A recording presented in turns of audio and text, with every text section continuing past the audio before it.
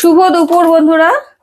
তো এখন হচ্ছে দুপুরবেলায় খাওয়া দাওয়ার ব্যবস্থা করছি। রান্না আমার সকালবেলায় হয়ে গেছে, আর দুপুরবেলা এখন খাবো বলে এই দেখো গরম গরম ভাত বসিয়েছি। আর সকালবেলা যে রান্নাগুলো করেছিলাম সেইগুলো আর কি গরম করে নিচ্ছি। কি কি রান্না হয়েছে সেগুলো দেখাই তোমাদের। গরম হয়েও গেছে সব, দেখো। বাপরে বাপ, তেল তেল ঝরে গেছে। এখানে দেখো